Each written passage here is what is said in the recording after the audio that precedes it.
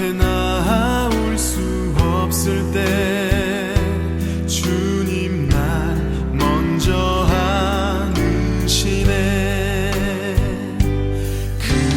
그럼에도 불구하고 날 사랑하시는 내 하나님의 사랑, 나의 모든 걸 덮고, 그럼에도 불구하고 날 안아주시는 내 하나님을 부를 때 아버지라 부르죠. 마음속에 어려움이 있을 때, 마음속에 어려움이 있을 때, 마음속에 어려움이 있을 때 주님 내게 먼저 오사 내 마음을 만지고, 주님 앞에 나올 수 없을 때, 주님 앞에 나올 수 없을 때, 주님 앞에 나올 수 없을 때 주님 날 먼저 안으시네. 그럼에도 불구하고 날 사랑하시는 내 하나님의 사랑, 나의 모든 걸 덮고, 그럼에도 불구하고 날 안아주시는 내 하나님을 부를 때 아버지라 부르죠. 그럼에도 불구하고 날 사랑하시는 내 하나님의 사랑은 나의 모든 걸 덮고, 그럼에도 불구하고 날 안아주시는 내 하나님을 부를 때 아버지라 부르죠.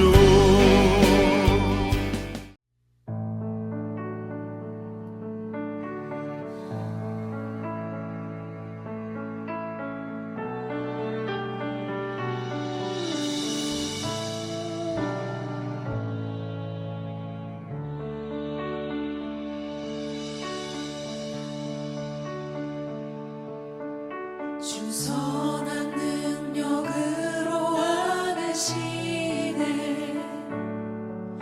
그 크신 팔로 날 붙드시네. 절망 속에도 흔들리지 않고 사랑하는 주 얼굴 구하리. 주 선한 능력, 주 선한 능력으로 안으시네. 그 크신 팔로 날 붙드시네. 절망 속에도 흔들리지 않고 사랑하는 주 얼굴 구하리. 선한 능력으로 일어서니 주만을 지하리. 믿음으로 우리 고뇌하는 주 오실 그날 영광의 새날을 맞이하리. 이전의 괴로움, 이전의 괴로움 날 애워싸고 고난의 길을 걷는다 해도 주님께 모두 맡긴 우리 영혼 끝내 승리의 날을 맞으리.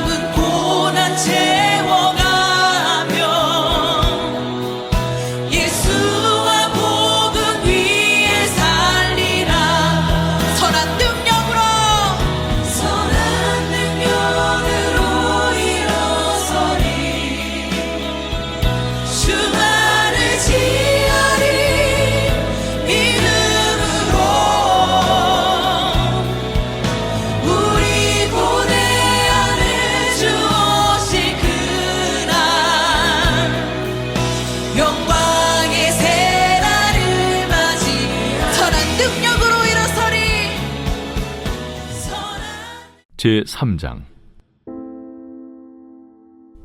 아내들아, 이와 같이 자기 남편에게 순종하라. 이는 혹 말씀을 순종하지 않는 자라도 말로 말미암지 않고 그 아내의 행실로 말미암아 구원을 받게 하려 함이니, 너희의 두려워하며 정결한 행실을 봄이라. 너희의 단장은 머리를 꾸미고 금을 차고 아름다운 옷을 입는 외모로 하지 말고, 오직 마음에 숨은 사람을 온유하고 안정한 심령에 썩지 아니할 것으로 하라. 이는 하나님 앞에 값진 것이니라. 전에 하나님께 소망을 두었던 거룩한 부녀들도 이와 같이 자기 남편에게 순종함으로 자기를 단정하였나니, 사라가 아브라함을 주라칭하여 순종한 것 같이 너희는 선을 행하고 아무 두려운 일에도 놀라지 아니하면 그의 딸이 된 것이니라. 남편들아, 이와 같이 지식을 따라 너희 아내와 동거하고 그를 더 연약한 그릇이요 또 생명의 은혜를 함께 이어받을 자로 알아 귀히 여기라. 이는 너희 기도가 막히지 아니하게 하려 함이라.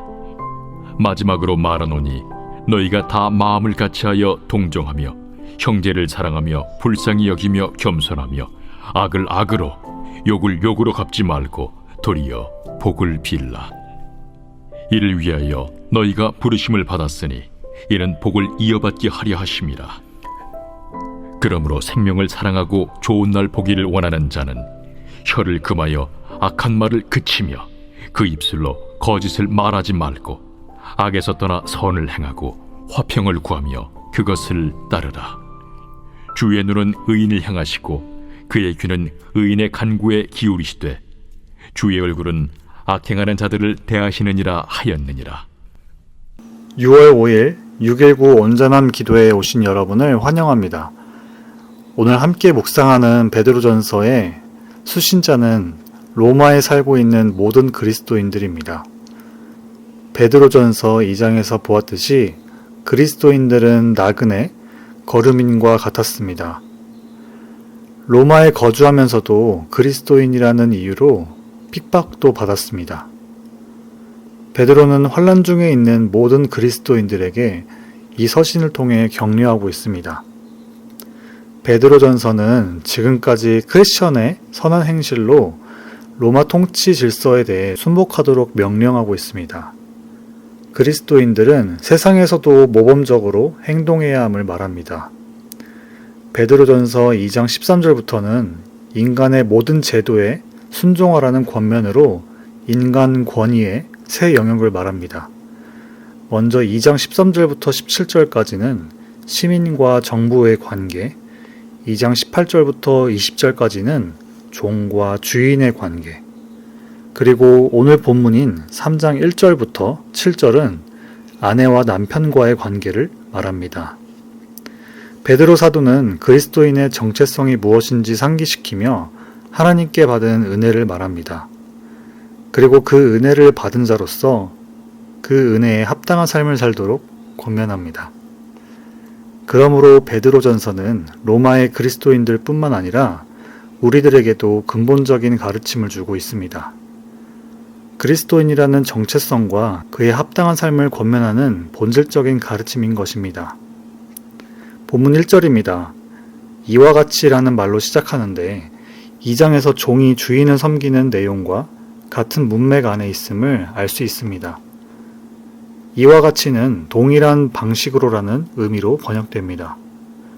그렇다고 해서 아내가 남편에게 순종하라는 의미가 종이 주인을 섬기듯 순종하라는 것이 아닙니다.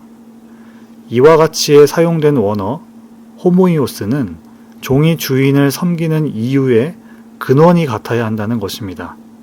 섬김의 동기가 긍정적이며 그리스도에 대한 순종 가운데 남편의 권위를 받아들이도록 요구하는 권면입니다. 해당 본문의 배경을 살펴보자면 당시 로마에서 남편과 아버지는 아내를 포함해 가족 구성원 전체에 대해 절대적 지위를 가졌습니다. 반면 여자는 살인을 제외한 폭력에 있어서 아무런 보호를 받지 못했습니다. 만약 그리스도 안에서 자유인으로 권리를 주장하는 아내의 경우 남편을 불쾌하게 할 수 있는 원인이 될 수 있고, 남편이 그 자유를 인정하지 않는다면 이 여인의 결혼 생활과 삶은 위험에 처할 수 있다는 것입니다. 그러므로 베드로가 여자와 종에 대해 언급하는 것 자체는 사실 굉장히 조심스러우면서도 그리스도인이 된 여인들을 향해 지혜로워야 함을 가르치는 권면이었습니다. 이러한 맥락에서 본문 2절의 두려움, 정결한 행실은 이어지는 3절, 4절의 내면의 태도를 의미합니다. 도덕적 불결함에서 멀리 떨어진 정결한 행실과 남편에 대한 순종하는 태도는 하나님께서 그 가정에 남편에게 주신 권위를 인정하는 것입니다. 이것은 하나님과 하나님이 부여하신 권위를 가진 사람에 대한 사랑과 존경에서 그 사람과 자발적으로 협력하는 것을 의미합니다. 아내가 하나님께 순종함으로 행한 말과 행동은 믿지 않는 남편에게 예수님을 믿게 하는 계기가 됩니다. 아내들을 향한 베드로의 권면은 복음으로 회복되는 가정을 소망한 것입니다. 가정의 회복은 희미하지 않습니다. 분명히 될 수 있는 일입니다. 그러나 진정한 권위의 주인이신 하나님께 순종함을 요구합니다. 우리 가정에 하나님이 주인이 되시고 하나님이 허락하신 남편의 권위가 바르게 세워질 때, 즉 순종하는 아내를 통해 복음이 전해지고 회복이 시작됩니다. 본문 3절 4절입니다. 당시에도 외모를 가꾸는 것이 가치 있게 여겨졌습니다. 그러나 성경은 유행을 따르는 것이 아니라 마음의 숨은 사람, 즉 내면의 아름다움을 가져야 한다고 말합니다. 위생과 단정함, 몸 단장도 중요하지만 말과 행동의 근원적인 내면의 태도를 온유함과 썩지 아니할 것으로 채우라고 합니다. 마음을 온유하게 하고 썩지 아니할 것으로 채우는 것을 구체적으로 어떻게 할 수 있을까요? 대표적으로 부정적인 말이나 편가르기와 같은 말로 분쟁을 일으키지 않는 것입니다. 지나치게 독선적이지 않고 겸손함으로 다른 사람들을 배려하는 마음을 갖는 것입니다. 이러한 심령이 하나님 앞에 값지다고 합니다. 그 예시가 본문 5절부터 6절 상반절에 이어집니다. 하나님께 소망을 두었던 거룩한 부녀들을 소개합니다. 이 여인들은 하나님을 신뢰하고 하나님이 제정하신 권위에 순종하는 법을 알았기 때문에 남편들에게 순종할 수 있었습니다. 그녀들이 이처럼 할 수 있었던 이유는 하나님께 소망을 두었기 때문이었습니다. 아브라함의 아내 사라는 대표적인 거룩한 부녀로 소개되었지만 불순종했던 기록도 있고 남편을 의심하고 조롱했던 일도 있었습니다. 일평생 아브라함에게 온전한 순종을 한 것은 아니었습니다. 그러나 결국에는 믿는 자의 아버지로 칭함받게 된 아브라함에게 순종하며 주라고 고백하는 삶을 보였고, 사라 역시 신실함으로 모든 믿는 자들의 어머니가 되었습니다. 하지만 로마에 있던 그리스도인 여인들은 여전히 불안했습니다. 로마법 아래에서 그리스도인이라고 자유롭게 고백하지 못하는 삶이었고, 예수를 믿고 얻게 된 진정한 자유를 주장할 수 없었으며, 그리스도인이라는 이유로 예측할 수 없는 부정적인 일들이 일어나는 것이 현실이었기 때문입니다. 베드로는 본문 6절 마지막 부분으로 답합니다. 선을 행하고 아무 두려운 일에도 놀라지 아니하면 그의 딸이 된 것이니라. 진정한 자유는 권위에 순종하는 것입니다. 하나님께서 세상을 창조하며 부여하신 모든 질서를 인정하는 것입니다. 심판이나 결과에 대한 두려움 때문에 순종하는 것이 아니라 하나님을 믿고 신뢰하기 때문에 그리스도인으로서 선을 행하는 것에 두려움이 없는 것입니다. 그리스도인 여인으로서 믿지 않는 남편이 자유를 인정하지 않아 상해를 가하는 극한의 상황이라 할지라도 두려워하지 않고 끝까지 하나님을 믿음으로 남편에게 그리스도인의 선을 행하는 것입니다. 나를 괴롭게 하는 남편이라도 구원의 대상이기 때문입니다. 12절에 말씀하듯 하나님은 믿음을 가진 자들을 지켜보고 계시고 믿는 자들을 괴롭히는 이들을 심판하실 것을 믿기 때문입니다. 믿음은 현재 진행형을 요구하지만 종말론적 신앙은 여인들이 두려워하지 않고 하나님께 순종하고 남편에게 순종할 수 있도록 격려합니다. 오늘 우리가 본문 말씀을 통해 기억해야 할 첫 번째 포인트입니다. 가정의 영적 풍요는 아내의 순종에서 시작된다. 가정과 남편의 구원은 말이 아닌 아내의 행실로 말미암습니다. 부부 관계와 같이 관계가 밀접한 경우에는 행동이 말보다 더 영향력이 있습니다. 행동은 그 사람의 진심을 보여주기 때문입니다. 사람 사이의 신뢰는 말로만 되지 않습니다. 말과 행동이 함께 따라야 신뢰가 생깁니다. 오늘 본문은 하나님께서 세우신 질서에 대한 이해를 넘어 그 섭리에 대한 깨달음을 요구합니다. 아무리 세상적 질서라 할지라도 이 질서에 하나님의 사랑과 은혜가 흐르도록 소망을 두는 복음 전파의 마음을 가지라는 것입니다. 아내들은 가정의 복음의 통로, 구원의 통로입니다. 현실이 어떠하든 하나님은 천국 소망을 품은 이들을 보호하시고 함께 하십니다. 결과를 두려워하지 않는 믿음으로 선을 행할 때 우리 가정에 예수님께서 주시는 기쁨이 풍성해질 것입니다. 본문 7절입니다. 남편에 대한 명령입니다. 아내들에게 주어진 명령보다 짧다고 해서 남편이 우월하거나 아내들이 서운해할 것이 없습니다. 당시 역사적 정황상 다수의 믿는 아내들이 불신자 남편들과 결혼해 살아가던 소아시아 디아스포라 배경이기 때문에 아내들을 향한 내용이 많을 뿐입니다. 아내에게 남편의 종이 되라고 요구하는 것이 아니듯이 남편도 아내에게 자신의 권위를 남용할 수 없습니다. 그리스도인 남편들은 아내를 향해서 자신들의 권위를 사려 깊게 존중하며 사용해야 합니다. 베드로는 남편들에게 지식에 따라 함께 살라고 가르칩니다. 이 지식은 아내에 대한 깊은 이해심을 의미합니다. 아내에 대한 깊은 사려는 특별한 것이 아닙니다. 아내의 필요와 바라는 것을 이해하고 아내의 재능, 능력을 알아주는 것입니다.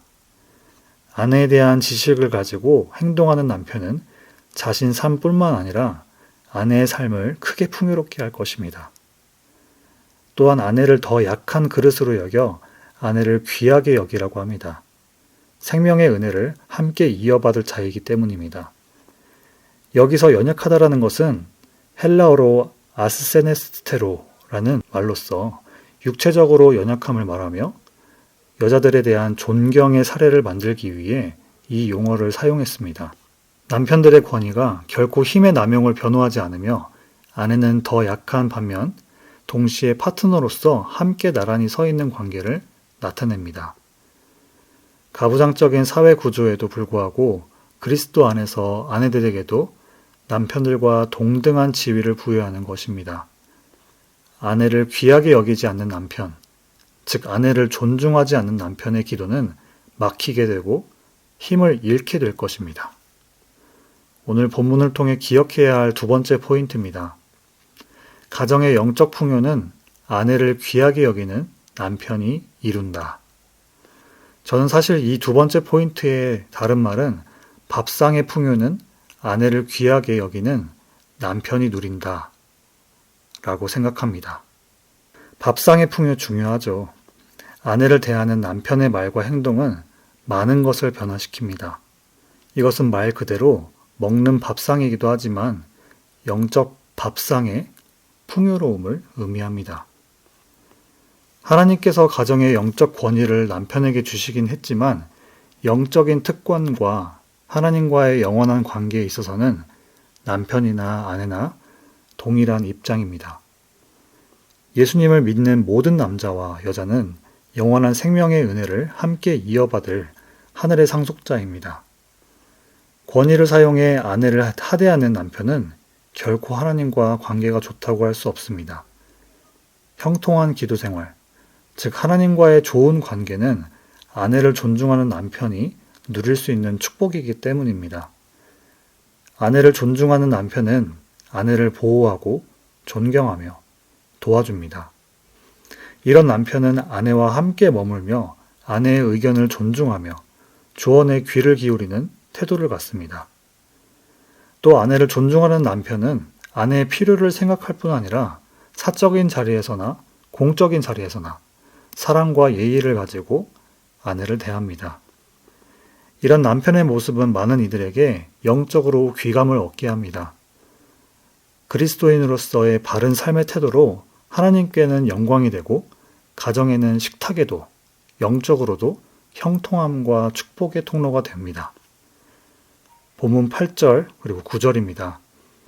아내와 남편에 이어 이 편지를 읽는 모든 수신자들에게 말합니다.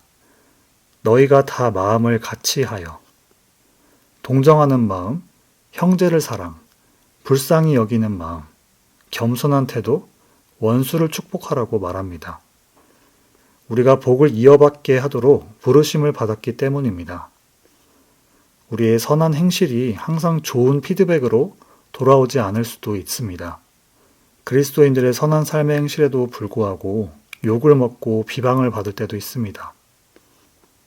오늘 말씀을 듣고 선한 행실 한 가지 실천했지만 그래도 예수 믿는 사람 겉으로는 저래 보여도 속은 다 똑같다고 조롱받을 수 있습니다. 남편을 섬기기 위해 맛있는 밥상을 차려놓고 교회에 와도 교회에서 하는 거 반만 집에서 해보라고 말 듣고 마음 상할 수 있습니다. 아내를 귀하게 여기기 위해 큰맘 먹고 집안일을 같이 하려다가 안 하던 짓 하다가 일만 더 만든다고 욕먹을 수도 있습니다. 하지만 본문 10절은 그리스도인들을 복의 통로로서 생명을 사랑하고 좋은 날 보기를 원하는 자로 표현합니다. 악을 악으로 욕을 욕으로 갚지 않고 도리어 복을 빌어주는 것이 복을 이어받게 하는 비결인 것입니다. 천국은 의를 위하여 박해받는 자들의 것입니다. 베드로의 이 편지를 받은 수신자들은 시편 34편 12절부터 22절까지의 말씀을 떠올렸을 것입니다. 내가 믿음의 선한 행실을 하려고 할 때 세상이 아무리 나를 핍박하더라도 입술로 악한 말과 거짓을 말하지 않고 악에서 떠나 선을 행하고 화평을 구하는 것을 따라야 하는 것이구나. 두려워하지 말고 끝까지 선한 행실로 복음의 빛을 비추자. 오늘 본문을 통해 기억해야 할 마지막 포인트입니다. 궁핍한 세상은 그리스도인들이 복의 통로가 될 때 풍요롭게 된다. 세상에서는 핍박과 소외감, 두려움이 난무하는데 하나님의 자녀라는 호칭은 모든 그리스도인들에게 마음의 위로를 주고 정체성을 다시 기억나게 합니다. 우리는 하나님 나라의 유업을 받은 하나님의 자녀입니다. 하나님 자녀들의 선한 행실은 하나님과 세상을 잇는 복의 통로가 됩니다. 하나님과 세상을 화평하게 하신 예수님의 발자취를 따라가는 것입니다. 요한복음 3장 16절 하나님이 세상을 이처럼 사랑하사 독생자를 주셨으니에 나오는 세상은 하나님 나라가 아니라 하나님이 창조하신 온 세상을 말합니다. 지금 우리가 살고 있는 이 세상도 하나님이 창조하신 세계의 일부인 것입니다. 두려움, 공허함, 핍박, 환란이 가득한 이 세상이 원래 모습이 아니라는 말이지요. 하나님의 풍성한 은혜와 복이 가득한 것이 원래의 모습입니다. 예수님의 십자가와 부활이 그 풍성함을 회복시켰고 이제 예수님을 믿는 우리들, 하나님의 자녀인 우리들이 그 유업을 이어받았습니다. 말씀에 순종하여 선한 행실로 화평을 구하는 그리스도인들을 통해 구원의 통로가 열리고 복음이 전해짐으로 하나님께서 영광을 받으실 것입니다. 베드로의 편지는 그리스도인들에게 단순한 윤리적 태도를 가르치는 것만이 아닙니다. 그리스도인의 정체성을 확실히 하고 그에 합당한 삶을 살 수 있도록 지혜를 가르칩니다. 정체성을 위해 태도를 바꾸는 것은 세상의 방법이지만 하나님의 자녀가 된 사람은 복음에 합당한 삶을 살기 위해 자연스럽게 태도도 바뀌게 됩니다. 우리에게 주신 사명, 복음 전파, 하나님께 영광을 돌리는 삶을 살고 싶어지기 때문입니다. 하나님의 자녀로 사는 것은 율법을 지키며 사는 정도와는 차원이 다릅니다. 베드로가 종, 아내, 남편, 모든 그리스도인들에게 이렇게 저렇게 살아라 하는 요구들은 그리스도인이기 때문에, 하늘의 소망을 둔 사람이기 때문에, 살아낼 수 있는 삶의 지혜들이기 때문입니다. 베드로 사도의 권면들을 다시 들여다보시면 선행과 순종이 나를 위함이 아니라 복의 통로가 되기 때문임을 발견할 수 있을 것입니다. 그것이 하나님께 영광이 되는 삶이기에 그리스도인들이 두려움, 환난, 핍박 중에도 기꺼이 선한 일을 하고 순종하기를 택하는 것입니다.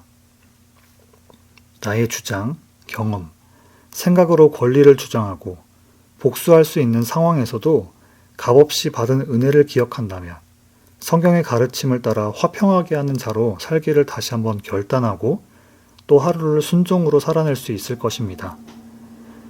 예수님을 믿는다는 이유로 예수님의 가르침대로 살기 때문에 조롱과 핍박이 있더라도 기억하시기 바랍니다.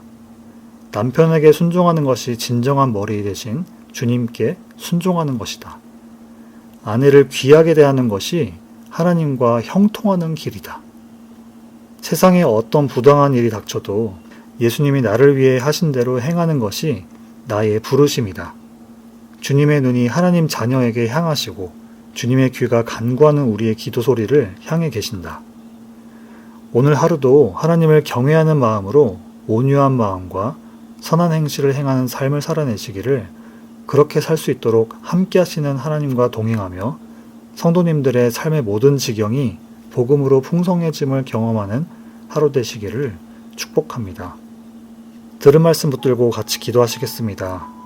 모든 아내들에게 굳건한 믿음과 순종의 마음을 허락해달라고, 모든 남편들의 영적 권위가 바르게 세워져 아내를 귀하게 여기고 온전히 하나님만 예배하는 가정이 되게 해달라고, 비진리의 핍박에서도 선한 행실과 순종의 믿음을 지키게 해달라고 들은 말씀 붙들고 같이 기도하시겠습니다.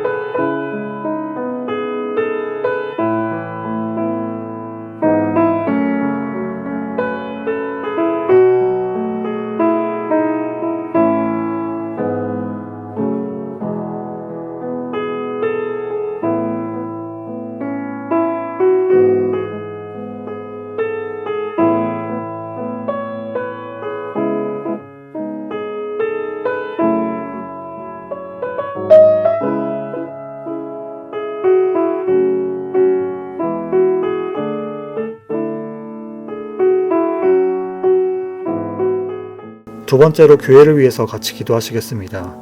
V24 차세대 미션 센터 건축의 순조로운 진행과 다음 세대를 양육하고 훈련할 일꾼들을 세워달라고, 6월부터 시작된 말씀 묵상 세미나와 진행 중인 교육 훈련들을 통해 하나님과 이웃들을 더 사랑하는 교회가 되게 해달라고, 육신과 영적인 연약함으로 고통받는 지체들에게 하나님의 치유를, 가족들에게는 위로와 평안을 허락해달라고 교회를 위해서 같이 기도하시겠습니다.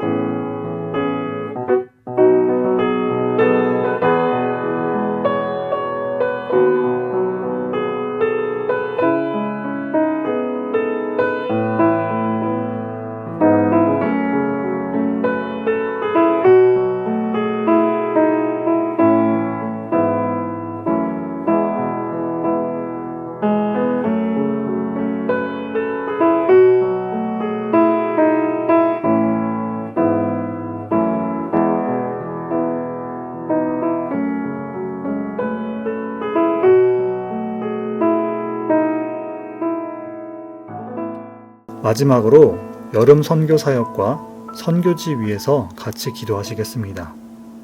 올해 계획된 모든 선교 일정 가운데 함께 하시고 하나님의 마음을 품고 지역과 열방을 섬기게 달라고, 국내외 각 마을별로 후원하는 선교지 가운데 하나님의 채우심과 일하심을 경험하게 하시고 복음의 열매를 맺게 해달라고, 필리핀 김정 선교사님의 치유 과정과 상황에 함께 해달라고 여름 선교 사역과 선교지 위에서 같이 기도하시겠습니다.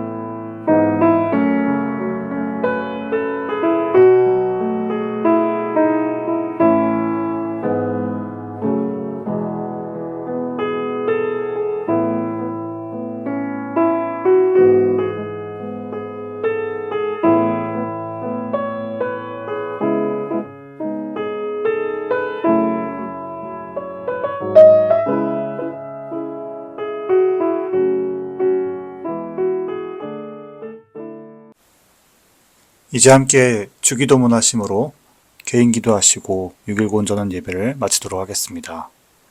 하늘에 계신 우리 아버지여, 이름이 거룩히 여김을 받으시오며 나라가 임하시오며 뜻이 하늘에서 이루어진 것 같이 땅에서도 이루어지이다. 오늘 우리에게 일용할 양식을 주시옵고 우리가 우리에게 죄 지은 자를 사하여 준 것 같이 우리의 죄를 사하여 주시옵고 우리를 시험에 들게 하지 마시옵고 다만 악에서 구하시옵소서. 나라와 권세와 영광이 아버지께 영원히 있사옵나이다. 아멘.